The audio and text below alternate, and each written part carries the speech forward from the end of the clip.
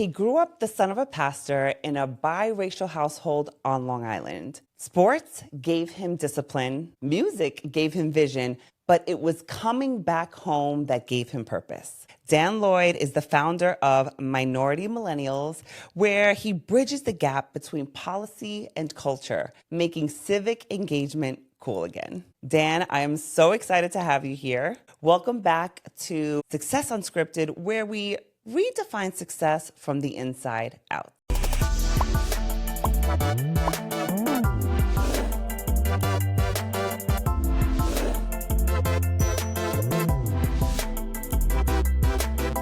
Welcome. Thank you. Thank you, Jessica. And I'm honored and grateful to be here today. I'm so excited to have you. But I want to start, let's go back to music. You know, if anybody knows me, they know I love music. I love all things music, and I love hip hop. So I want to know, number one favorite rapper. Only one. Lil Wayne. Lil Wayne. Oh, well, yeah, you're a millennial. That makes sense. That makes sense. Like probably 18 to about 26. And this was like between 2000 and I would say 2010, 11. He was the biggest rapper. He was. But in college had the biggest influence on me for sure. Yeah. Culturally, lyrically, everything. So. Favorite song? Favorite song is by Sammy Davis Jr. and it's called I've Gotta Be Me. And I probably listen to it once every day.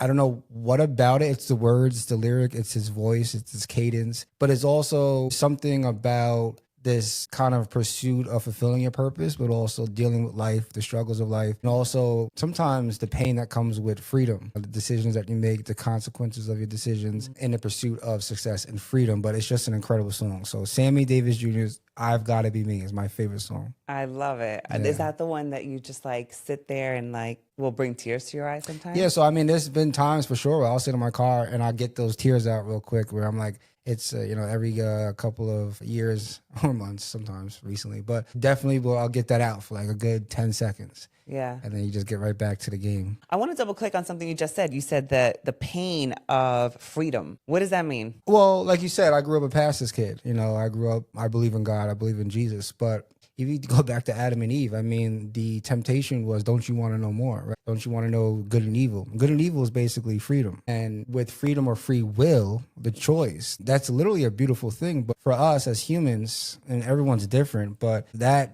pursuit of the wild, that free will can bring on a lot of consequences. And so I think a lot of times, especially artists, musicians, when you hear them singing, it's really they're singing the pain of that free will, that freedom. For me, it's definitely something I battle with every day. Yeah, so let's talk about that a little bit more because it's the decisions, right? Mm-hmm. The decisions that we make, that's what shapes our lives, right? Mm-hmm. And so when you talk about a battle and you talk about free will, and many times people feel like, I don't have a choice. We hear people say that all the time. I didn't have a choice. I didn't have a choice. But I believe that we do have choices and we make a decision every single day, either to stay within that choice mm-hmm. or to go rogue. So I guess talk to me about that battle that you say that you have, and you mentioned like more so now than before. Maybe it's like years, maybe it's months. So I guess talk to me about those decisions that you made for yourself. And if you think back or you think now, where have been those pivotal decisions that you've made around success and maybe what success looked like before, what success looks like? Yeah, honestly, I think, again, it goes back to discipline. So a lot of times when people will say, I didn't have a choice or this, that, and the third, it's usually lacking some type of emotional, mental, even physical discipline. And that's kind of a cover-up excuse. Unless there's obviously some type of physical abuse or enslavement or something like that, we all still have that choice. So I've always wanted to be an entrepreneur. I thought at 16, 17 years old, when I realized I wasn't going to make it in basketball, I always wanted to be the young guy with the fast car and all this. It was always alluring to me, and it still is to this day. But with that, again, comes the other part of that lifestyle. And 9 times out of 10, it comes a lot of darkness with it and whatnot. And a lifestyle is very fleshly oriented is what we say, and lust of the flesh and whatnot. And so it could be shallow. And so I'm 39 years old, not 39 years old now, and I still feel like people ask me sometimes. Somebody was just telling me, how does it feel to be successful? I'm like, I don't even think I'm 1/10 of where I'm supposed to be. I actually think I wasted 20 years of my life pursuing all these other things, but a lack of discipline that has held me back from who I'm supposed to be. So who are you supposed to be? I think because of my background and the different perspectives I do have this feeling or this calling in my life that I'm supposed to speak to a lot of different segments of the population and bring some real solutions to very old problems, both within culture and race and religion, very deep topics. One of the things that I'm working on now is this concept of called deep work. And it's much deeper conversations, but with tangible solutions that can drive everyday people that are really struggling with this concept of existence. Like, how do we actually become the best version of ourselves? And that's why I'm really a fan of your work and how you talk about your work, specifically in C-suite and corporate. But not everyone is C-suite and corporate. So even the person that's just struggling to figure out, how do I go from $18 to $40 an hour, that may never have the aspirations of being in the C-suite, but they know something's in them that they're supposed to be doing better or fulfilling a purpose or doing something beyond what they're doing. And most of the time, it's just literally they can't get past all these things that we have talked about. I think that's why we connected so quickly, right? I mean, we didn't know each other, but you asked me to speak at your event, which had how many people? Like 850 students? No, it was a little over 1,200 actually. 1,200? Yeah. And then how many school districts? 15. 15 school districts. I guess that was last year. The numbers that they quoted me was 850 and 12 was, I guess, last year. So you're doing these massive events. You're engaging young people. But I think what I really love about you, and I guess why we connected so much, is just that, right? It's so much bigger than that there's so many surface level conversations happening that are not getting to the root of our issues. And so many people that we both meet, young or old or whatever, feel like something's off. Something is off. And I think the work that we like to do is like, okay, well, let's unpack that something. What does that look like? And it's not as difficult as it seems in our minds. It's like those small little things that we need to change, that we have the power to change. And this endeavor that you're working on, deep work, I guess. Let's rewind really quickly, though, and let's talk about that journey that it took you to get here. Because I think that's important to understand. It's not like, oh, like you're just enlightened and nothing happened in the past. It's like there's a journey to get to enlightenment, too. Yeah, and I'm still, listen, I am far from enlightened even currently, but my journey has always been this idea of significance, right? It's a battle with who are you, what do you do? Like if I walk into a room, a lot of times subconsciously I'm asking myself that, right? Like who are you and what do you do? And sometimes it's competitive because I know other people are asking who is that, what do they do? And so everyone kind of always wants to feel this feeling of affirmation, acceptance, attention, which you can see a lot now on social media. So growing up, I always felt like I wanted to have significance. And I always wanted to be somebody that could provide value, a solution. And that came from me.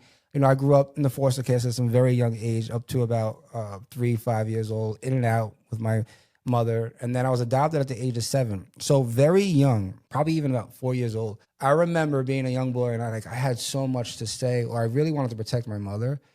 And your biological mom. Yeah, our biological mom. And like when we were going to social services and whatnot. And I just remember thinking like I had an answer, like to an adult.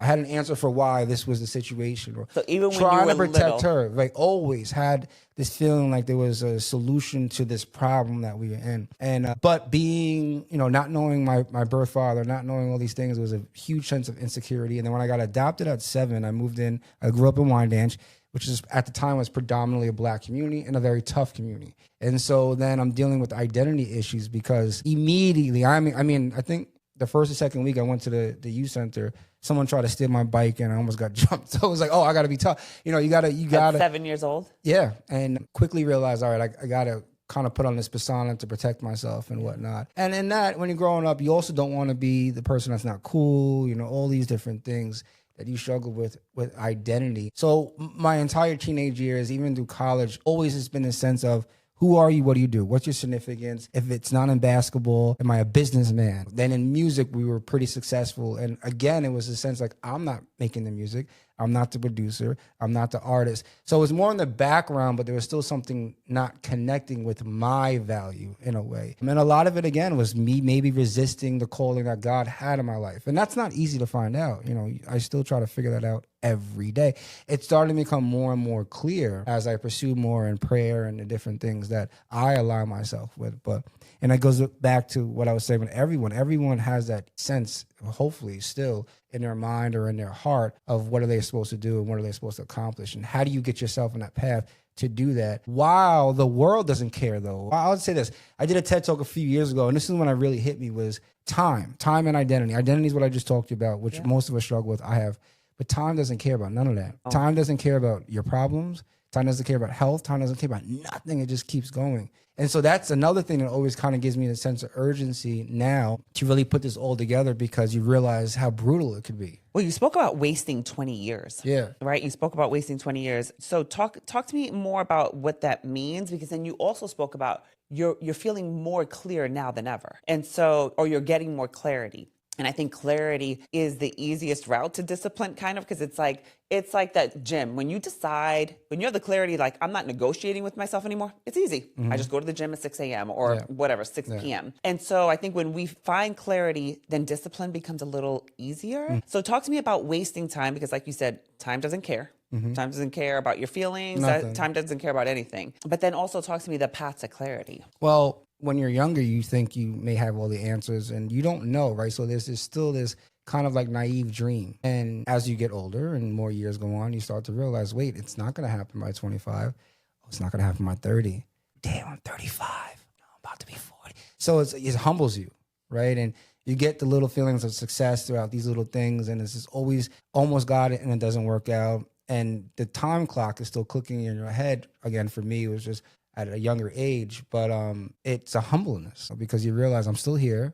I'm still healthy. I'm grateful, though, super grateful. I have 2 beautiful children, married my high school sweetheart, and I was a wild boy. You know, like, there was an accident. I read in the paper yesterday, and this is real time. The 3 people passed away. They got in when the Dodge Durango ran into a tree and burned them. 2 years ago, when I was in one of these weird times, I had a Dodge Durango and crashed into a tree. The car was completely total, and I had nothing wrong with me, no marks or nothing like that. Yeah. And my friends joke around like, "Yo, you got 9 lives," and to me, it's like, stop playing around with all these things, because that could have easily been me in that Newsday article. It was the same exact situation, almost the same exact area, which was crazy. Dodge Durango, everything. And so that path of clarity is really just realizing, like, humbling and being grateful for every day that you wake up. I wasn't grateful in my 20s. I wasn't even grateful in the last maybe 2 years. You know, I'm just now really starting to be grateful for my parents, grateful for my faith, grateful for my children, and then grateful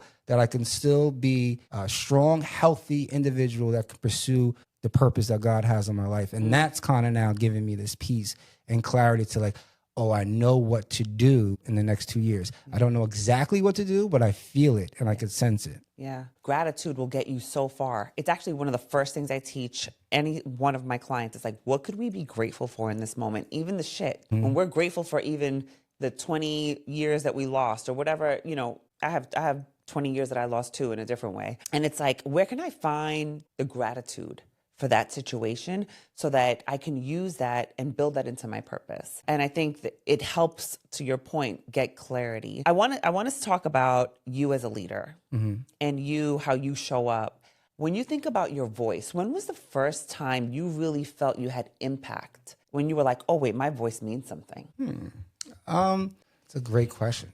I don't think I had much of a voice in my teenage years. We had a bad accident, I will say this, in high school. We actually lost one of our teammates on a basketball trip. And what came out of that during the scene, actually, when we pulled up in North Carolina and in the midst of everyone laying around the floor, a few people were coming to me, even calling out my name. And it was very weird because I was like by far not the best basketball player on my team. But in a very serious moment, it seemed like some people gravitated towards me, either for prayer because they knew of my family. They had come over to my house, so my parents were always telling them, like, you got to do this better, you guys got to pray, do this, do that. And then, while one of the players were passing away, it was like a sense of prayer, and it was kind of like, I go to Dan. And so that's when I kind of realized there's something a little different here, but not until, I don't know, it's weird. I wasn't really until 25, maybe 24, when I started the record company with my teammates. And that was kind of like my lane outside of sports, being able to communicate with business people, being able to represent artists in a way that they couldn't represent themselves, and just really being able to navigate the industry and with a different perspective. And then we got involved politically in Newark. And so I recognized that there was some voice there, politics, that people will listen and follow. Probably not into my mid-20s, early 30s. So when I think back about my teenage years, I think it was very much like Jessica and them. Even though I didn't know it, it was like, now looking back, it was very much, I thought it was because I was the tallest, Latinas are short in New York. You were part of you were the leader of the Mean Girls. I was Jessica the leader and of the them very sound- nice girls. Oh, okay? very nice We girls? were very nice. We were very nice to people. We liked Okay. people. I mean, we stuck to ourselves, but we were nice, I think. High school was weird. Yeah, I wouldn't say leadership qualities, but I did have, with my friends, we were cool and very close. Never was much of a follower, but just, I wouldn't say I was a leader. And it was because there was so much sports and I wasn't the best player on my team. So it was a very weird way to try to be a leader on that type of perspective. But What do you think your 16-year-old self would tell you today? you're going to live, you're going to have time. It was, again, like I made a lot of decisions thinking like, I don't know, like for some reason I never thought it was going to be long lasting. So just make better decisions. You're going to have time. So Make better decisions. you're going to have time. You're going to have time. You were rushing, you think, before? Or when you say you're going to have time, what does that mean? I just always felt like I had to experience a lot quickly.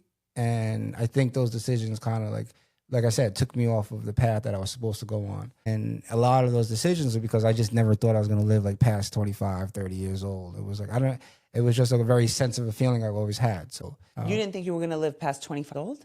25, 30. Yeah, it was like very odd. I don't know why.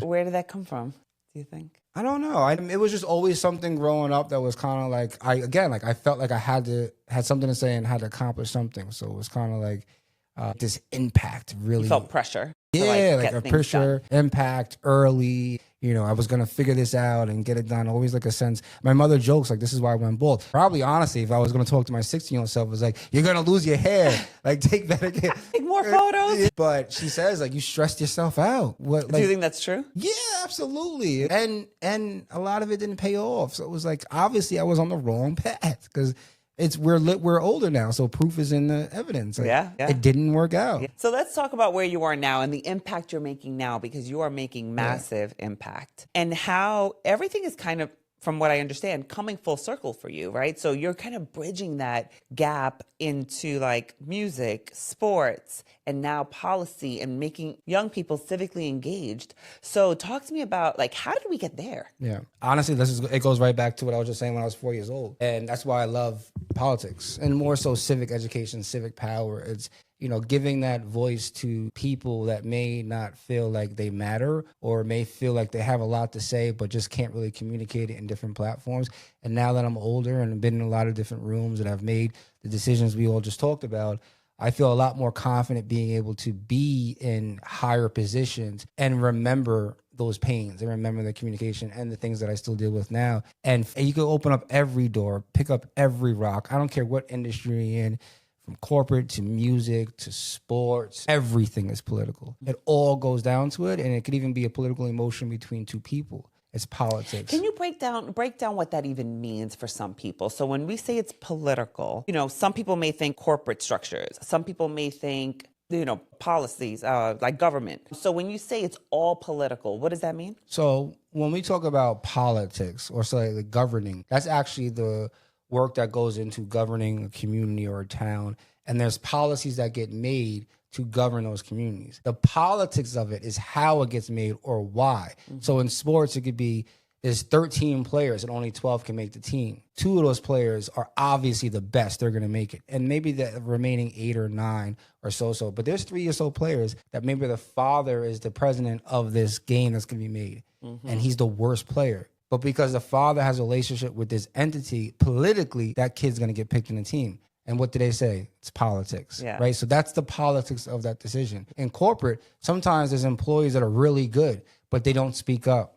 They don't show their presence in the corporate boardroom. They don't talk about that idea that they know is going to be beneficial because they're scared and all the things that you work with them on. That's right. But there's another employee that just is always talking but knows how to kind of like give off good energy and whatnot. Mm-hmm. And they may get picked for a position because politically they're going to the happy hour. Politically they're buying little gifts. Politically, like they're doing certain things that are positioning them to get that advancement in a role. So in corporate, that's politics. So politics is kind of like the interaction between 1 or 2 or multiple people to get your agenda done. Yes, exactly. Okay, so when you think about these spaces that you're in and people of color, would you say, what do you think the biggest thing people of color are lacking, or maybe not, or just people, what are they lacking when it comes to like playing the policy game? Because from me personally, my own personal perspective, it's like I hated playing that game. I absolutely hated it. I hated saying things that I really didn't feel. I was just like, I'm not going to kiss somebody's ass just to get a raise or just to hang out with somebody. Like, I wanted to hang out with who I wanted to hang out with. And I remember a boss of mine, one time we were at a sales rally or conference, and she was like, why are you hanging out with, the girls from California and so-and-so? I'm like, because I like them. That's why. And she was like, you should hang out with whoever else. I'm like, I'm not doing that. But that is part of playing politics, right? Corporate politics. So I guess talk to me about, like, where is it lacking for people when they are not playing politics, or what's a better way to play politics other than the way that we know it? Yeah, I would say also, just to remind everyone, but this is not anything new. Correct. This has been forever. Humans come from tribes. And so there was even politics in a tribal community. At that time, it was a lot more simple, like who could hunt the best and who's the strongest, who could make the best fires, and, who owned the most seashells and all this stuff. But it was still politics at that time. It's different with different Black and brown communities, because I would honestly say, like, the way the Hispanic community is able to leverage politics is way different than the traditional Black community has, leveraged politics. But you think better or worse? Or in some districts better, in some districts not. It depends, honestly. And again, politics is how you make it. So some people use it for bad power. Some people use it for good power. At the end of the day, most politics is for jobs and careers and opportunities. So I would say, if you don't want to play the game, because it is a game, and don't ever get it is. Politics is a game, or it's a dance. If you don't want to dance, I think that's a better way to put it. Actually, I think it's a dance, right? And what I learned, and I'll let you finish your thought, but I just want you to let me know what you think about this. So what I learned was that I actually didn't learn how to play politics. What I did learn, though, was how to be more me, and how to make sure that I'm driving the conversation the way I want, and that I'm being just more authentically myself, just the way you are today. Even like you've been vulnerable during this conversation. I think a lot of people don't know how to do that. I think the more we can do that, and to me, that's what makes you magnetic. That's what makes me magnetic, is that I'm willing to be vulnerable. And when you do that, it's like, shoop, people want to help you. Yeah, that comes with a lot of work, though. And I still go into my response to you with that is, so one of my political mentors with the dancing, if you don't want to dance, then get off the dance floor. Yeah. This is what it is. It's not nothing new. You didn't create a new thing. But what you bring to that dance floor is what you just said, right? If you don't want to play the politics, you don't want to dance as much, you better bring something that you can stand on that dance side of that. You might do one foot, but it's because you have all these other intangibles. Right. And how do you get all those intangibles? The discipline, the prayer, or the meditation, or going to a corporate coach, going to a therapist to find out what is happening here, like what's blocking me. And if you're not doing those things, then you're gonna have to go back on that, and then you don't lose who you are. And most of the time, you end up becoming beholden to that game, where you're not even as powerful as you could be, because now you're just a pawn. Correct. And the powerful people like to leverage value. If you could bring more value and communicate better and have a tool or a skill set, you don't have to do that as much. You're still dancing, or you're still playing the game, but you're not erratic all over the place, losing yourself, So it's a different aspect to it. And that's what I mean by, as I'm getting older, it has more clarity to it. And in the haste of trying to figure things out, you introduce yourself to somebody, and it's very selfish. You try to get this done, it's very transactional. Like, it's a lot of things you do trying to make yourself relevant, and they're looking at you like, nah. Yeah.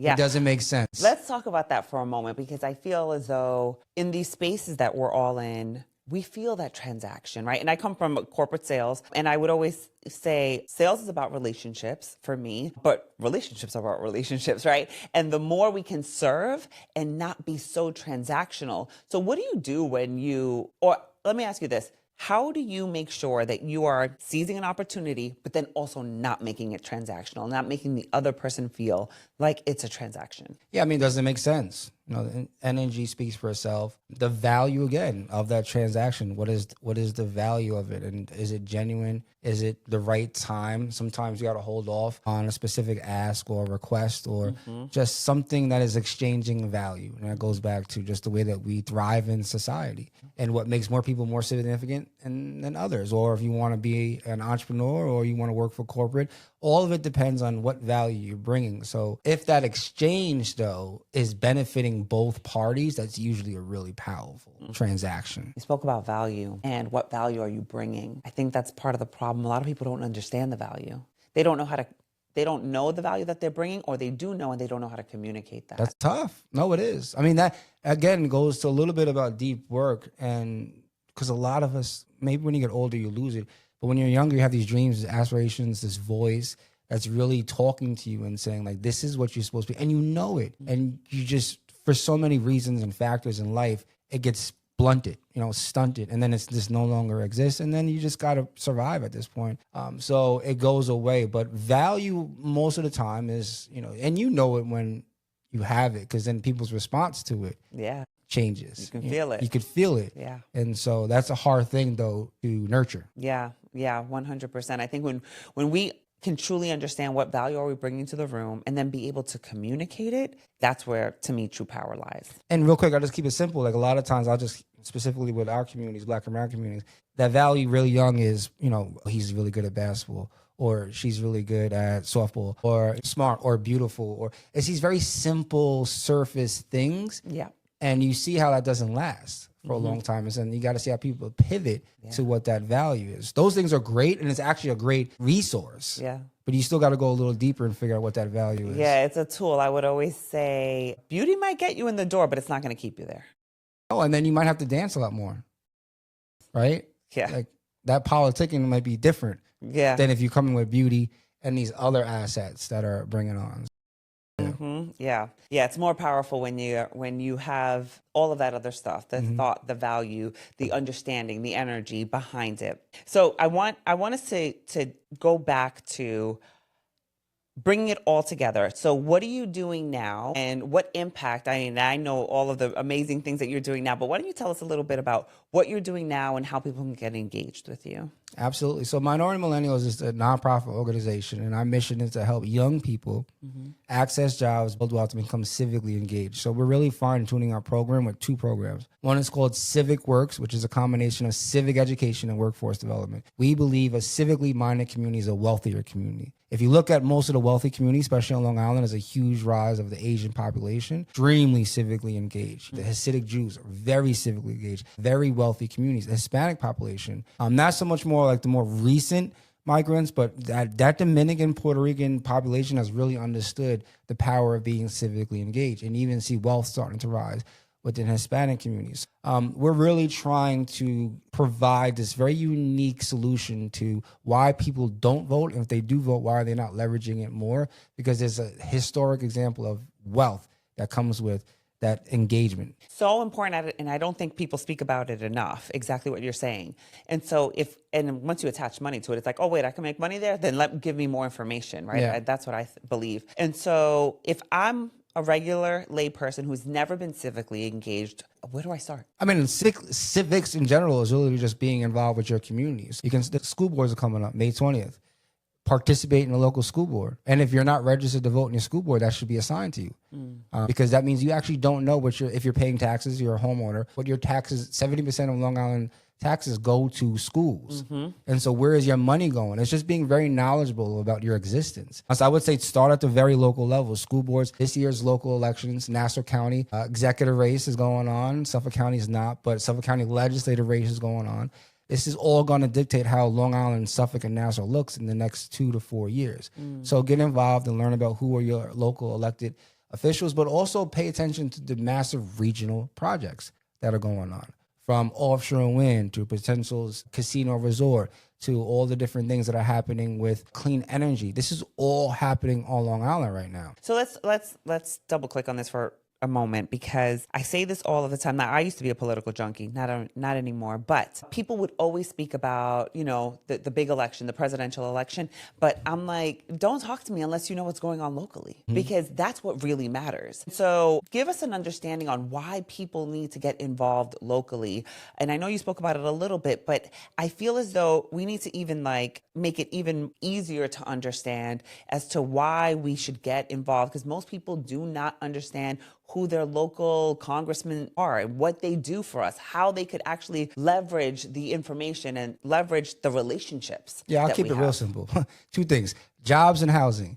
So the biggest issue right now for most people on Long Island is potentially a job or career or advancing that for them or their children.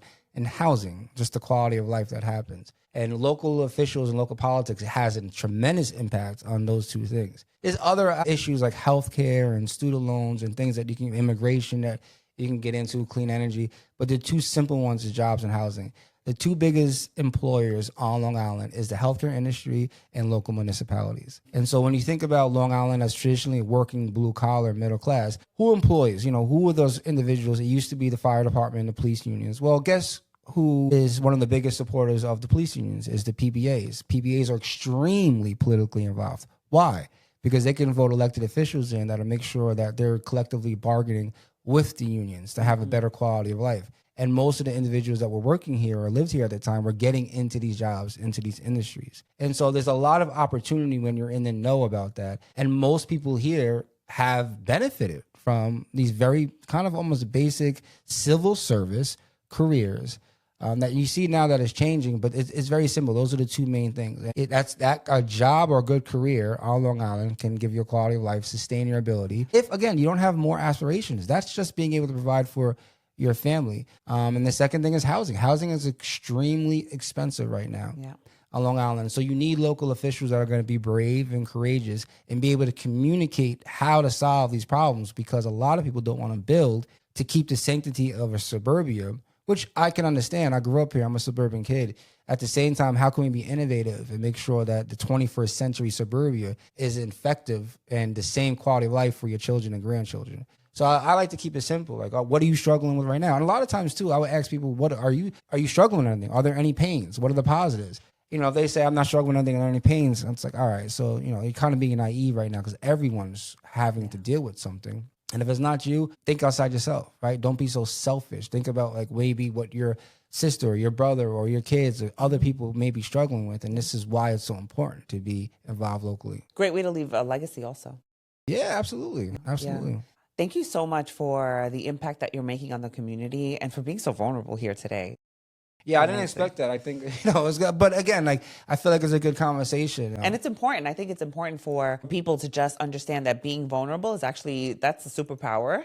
And it actually magnetizes you to people that are also just like you and real and doing such great things in the world. So thank you so much. No, I appreciate it. But before we go, I want to ask you one last deep question. I believe that when we release, we receive. And so what are you releasing about you right now, whether it be a thought process, whether it be people? What is it that you're releasing about you in order for you to get to that next level? What am I releasing? It's a great question. I don't know. That's a good question. I would say, I want to say energy, but what I mean by energy is like, I used to take a lot of things personal, right? And that, again, that was just my insecurity and immaturity. And so in taking things personal, like I would have a vendetta, or the game would be more of a unrighteous process. Mm-hmm. Like I turn into jealousy, envy, hate, where I don't want you to win. Or matter of fact, like don't pick him. And that's a sick part of society that happens a lot. And so now as I'm growing and becoming more mature, my energy is, if I get slighted, which is going to happen, or if I take something personal, which is going to happen, I'm a Pisces, I'm emotional.